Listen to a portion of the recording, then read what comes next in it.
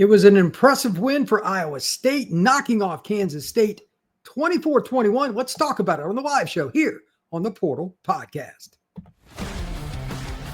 Locked On presents The Portal, the daily podcast covering college football recruiting and everything NIL. Part of the Locked On Podcast Network. Your team every day.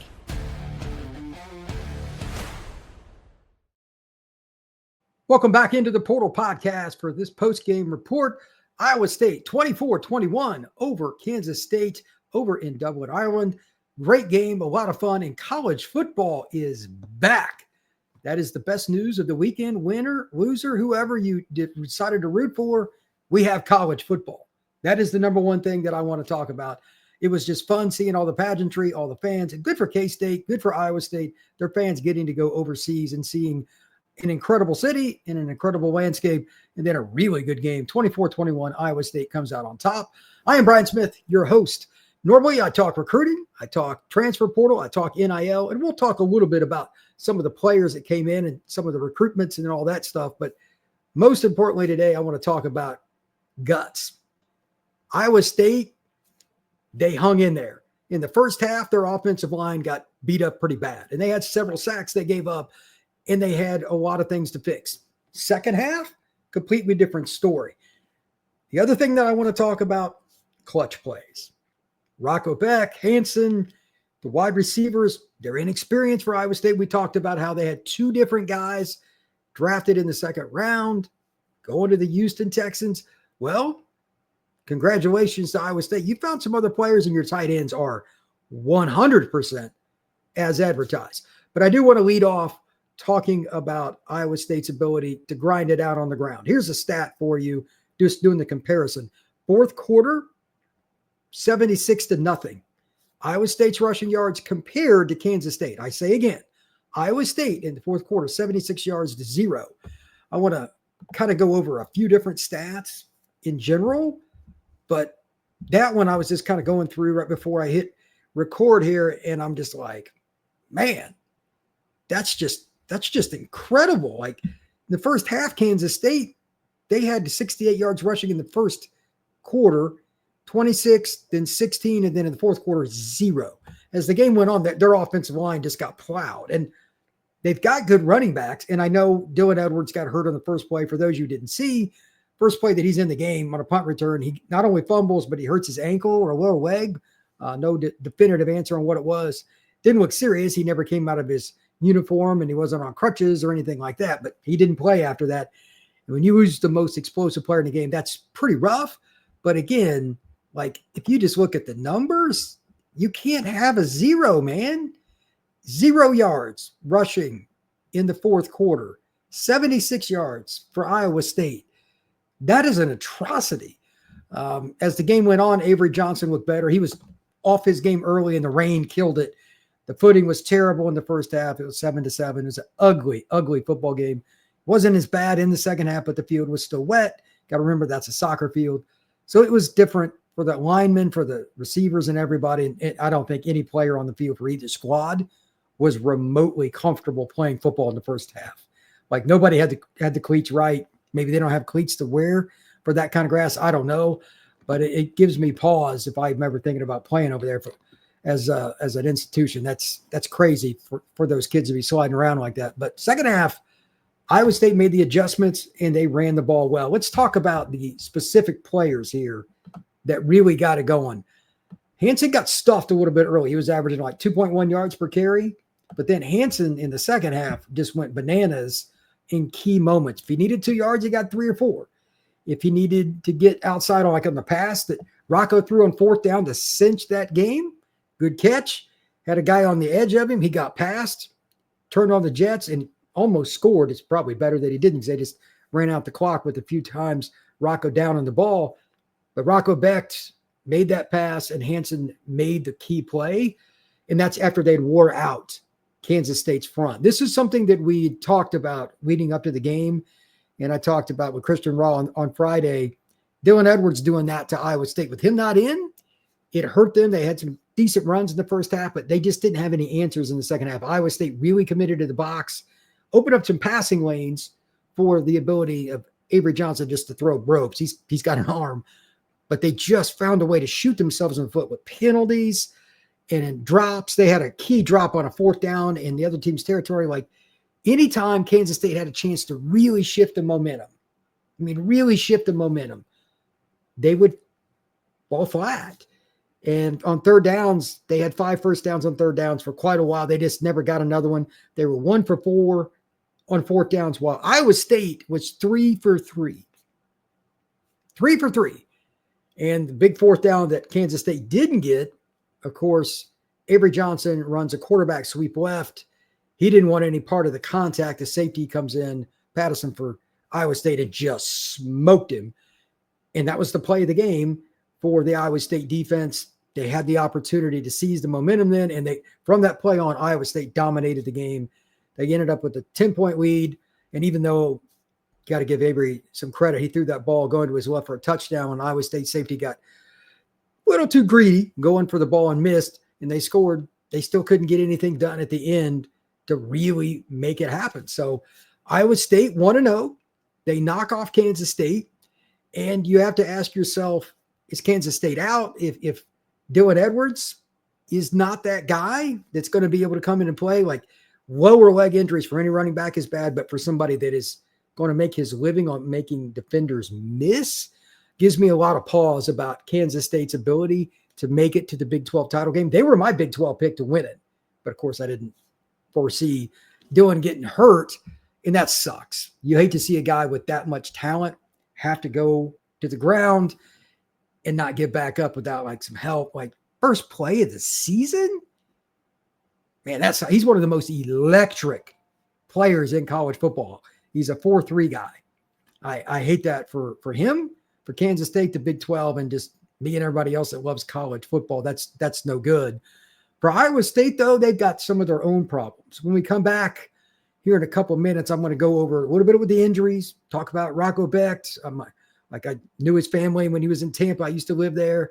I also want to talk about the ability for Iowa State now to kind of set their own narrative, because despite having a lot of no-name guys, nobody knew about those receivers. They got it done.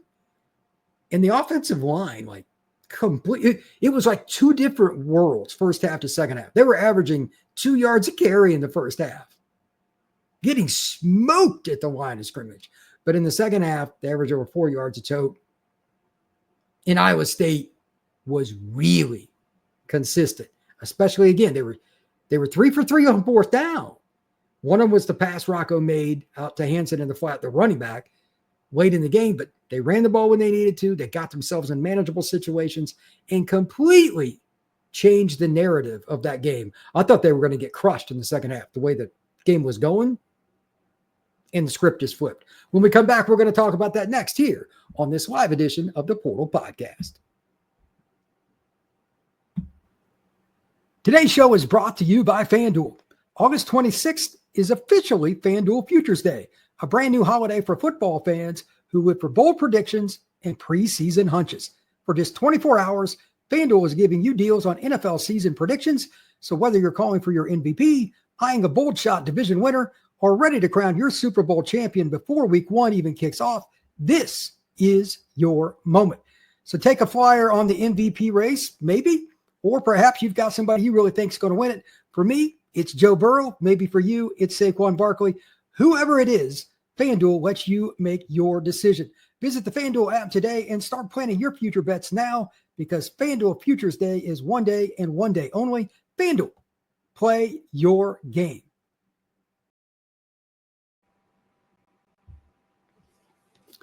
Thank you once again for making the Portal Podcast your first listen each and every day. And I appreciate you stopping in to talk Iowa State and Kansas State on this live show.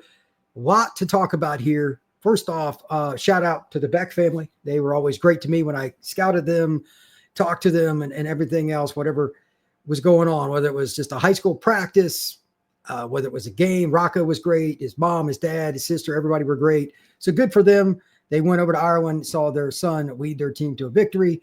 And that was a kid that I knew was going to be a good college player, but he's exceeded my expectations for one main reason. He is as clutch as it gets, and you can't put that into perspective. I had faith in him, but I didn't know he could run like that. I didn't know he could make clutch passes like that. That little flat pass to Hansen, that easily could have been sailed over. You get hyped up when you call that pass as a quarterback because he had a two-way go. He said so after the game. Hats off to Rocco for making the throw. And by the way, nice catch by Hansen, an even better run. This is the definition of the kind of team that wins the Big 12. You get a quarterback out of Florida that a bunch of schools recruited. You get a few guys like Hansen, some other guys that were under-recruited. And even though your left guard's out of the lineup, you find a way to get it done. That's pretty awesome, man. I'm not really sure if they have what it really takes to make it happen in any way, shape, or form in terms of like getting to 10-2, 11-1, something like that. It's just one game, but the guts that Iowa State has is really good. Now, I also want to, by the way, Joe Rudin, you are welcome. He says, thanks, Brian, for you in the chat. Appreciate it. If you got any comments, join the chat. More than happy to comment, or if you want to hear about anything else beyond the Iowa State-Kansas State game, fire away. More than happy to do that. But I just want to read off some stats from the game now and kind of go over some of the players. There's one young man that I wasn't really that familiar with, and this is the kid that caught the first touchdown of the entire season, by the way. Overby, I don't know anything about him, and he's a really, really good player, but he's got 6'4", 6'5". If that kid can come along with the way they run the ball, I would say they're in pretty good shape.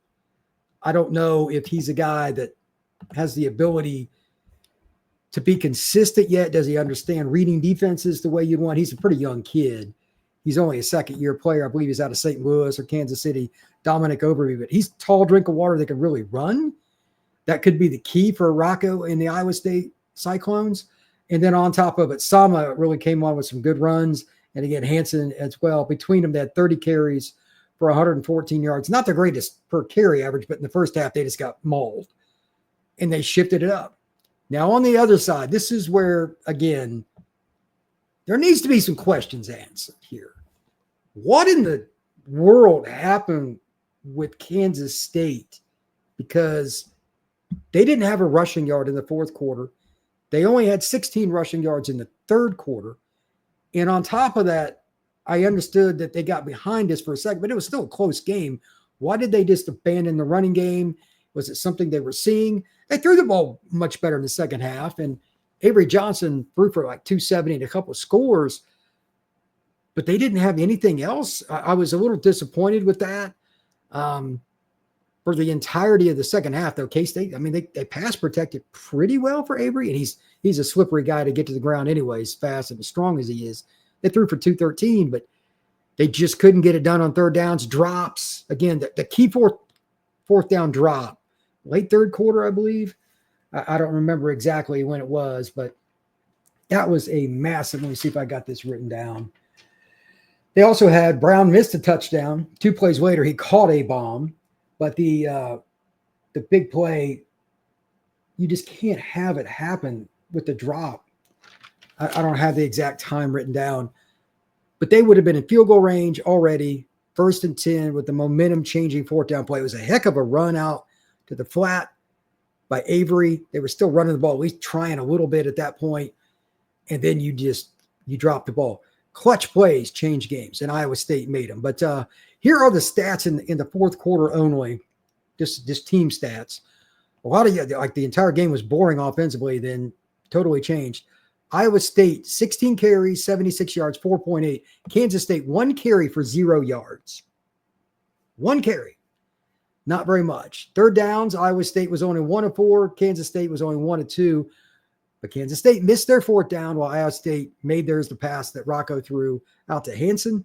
25 plays for Iowa State, only 8 for Kansas State. Time of possession, Iowa State, again, running the football. 12 minutes and 9 seconds. K-State, 251. It's crazy. They scored 2 touchdowns on that, but they still didn't really win the quarter because they couldn't get the ball back. Their defense ran out of gas. Total yards for the game, Kansas State was at 383 to 313, but a 65-yard touchdown was a big part of that. They also had the other bomb that was deep. I think that Jace is really good. the wide receiver. He made some nice plays. Matter of fact, let's see what he had for the game for the Wildcats. He's a good football player. He was the guy that Iowa State was probably more concerned about than anybody else coming into the game. He had 4 catches for 78 yards and a score. He was targeted 8 times, though. A couple of them could have been they were listed as drops here on the stat sheet that I have.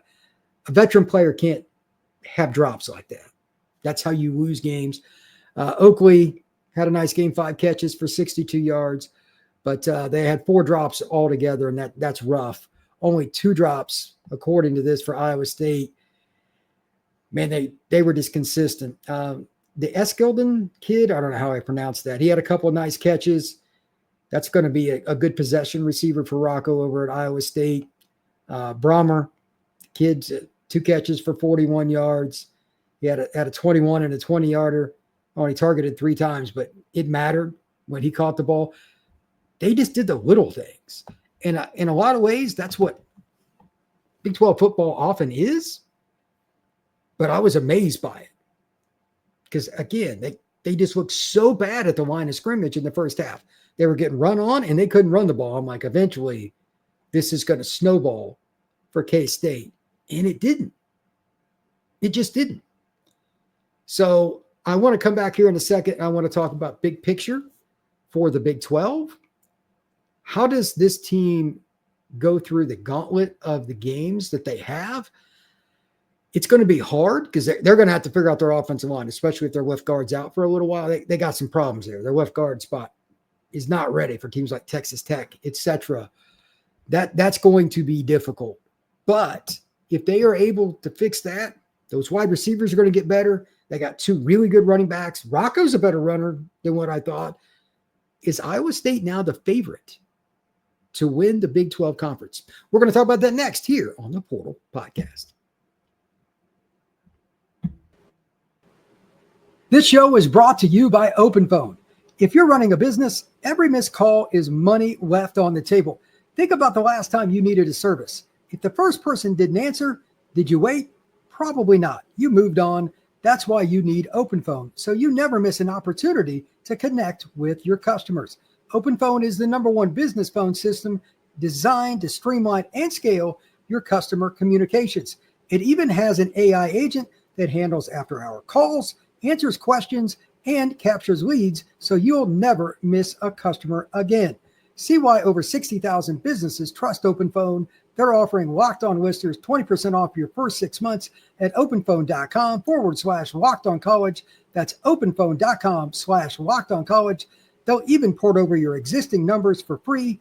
OpenPhone. No missed calls, no missed customers. All right, let's talk about Iowa State. Are they the team to beat now in the Big 12? To figure that out, again, running game's going to have to get better. Offensive line's going to have to get better. You can be clutch, but you got to be consistent too. They got out of that hole in the first half, couldn't run the ball for diddly. And in the second half, they got busy, but they're going to need to give Rocco more protection too. He got sacked, I believe, 4 times. That's not good enough. Defense, though, showed up. Even though they had a couple miscues mentally, they're going to get better. They've got a little inexperience in their secondary, but they'll get better. The more important question, though, is the schedule. How does it line up? I was just looking at it, and in 2 weeks, they got South Dakota this coming weekend in Ames to open up the season, but they've got Iowa going to Iowa State on September 6th. Then they go to Arkansas State. They've got Arizona at home. They go to Cincinnati. So basically, the only game they should have any chance of losing is Iowa. They play them in 2 weeks. If they beat them, they should be going into the Colorado game, which is October 11th.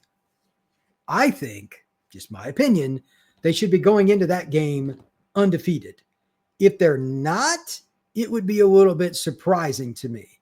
To that end, the next weekend is a bye, and then they get BYU. That's going to be a physical team, so they get a bye at a good time. Okay, that's good news.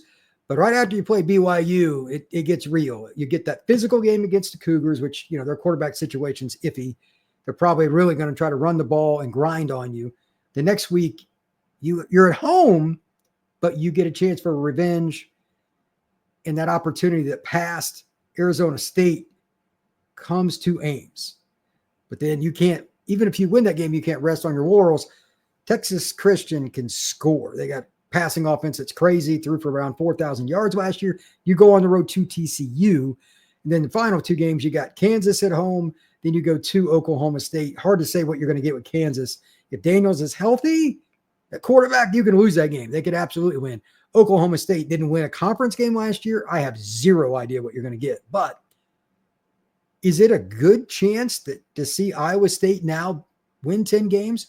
I think if I had to pick one way or the other, I'd say 10-2 is a very likely outcome. Arizona State, the TCU game, BYU game, Colorado game, that month of October will be interesting. Plus, they play at Cincinnati. You can't screw around there. The month of October is going to be difficult. And then you get into the first 2 weeks of November. Kansas and Oklahoma State to finish up. It's not terribly difficult. But the biggest thing they got to do is get ready, because I guarantee you, Iowa has a very good offensive line, not just a good one, a very good offensive line, experienced. They're going to run the ball. They got a veteran quarterback. If Iowa State does not beat Iowa, then you got a problem, because they're probably going to lose in a way that can be exposed to other teams. A lot of teams in the Big 12 can throw it. If they see that you struggle running the ball and you stop the run at a mediocre pace like they did early in the game against Kansas State, if they revert back to that in conjunction with the quarterbacks you're going to be playing, 9-3, 8-4 becomes more realistic. The next 2 weeks are the most important for Iowa State. How do they handle slowing down anybody, whether it's a quarterback, whether it's a true running back, a big fullback, tackling in the flat, all the little things that they struggled with, at least at points in the first half, they need to get better in terms of consistent. Second half, they were pretty darn good with it. They just really struggled in coverage all of a sudden. They just flipped. And I know they were more aggressive, but Iowa State's got a chance to do that. As for Kansas State, the number one thing is what's going on with Dylan Edwards. What's going on with Dylan Edwards? If he's not able to go, if he is not ready week after week after week, I'm not even going to get into their schedule really, but that's a problem. You just can't lose guys like that. He's your best kick return player. He's your best player in terms of the ability to go out and get it done as a running back. I mean, that's tough, man. You got North Dakota, and then you got Army the next couple of weeks. You got got Arizona on the road. You got UCF at home. Got a pretty light schedule to start out. Plenty of time before the October 4th game at Baylor. That's your huge game. But you also have to go to Kansas. You always beat them, but who knows? Again, is Daniels healthy? Texas Tech comes to Kansas State. I guarantee you they're going to run the ball, and they're better in the trenches.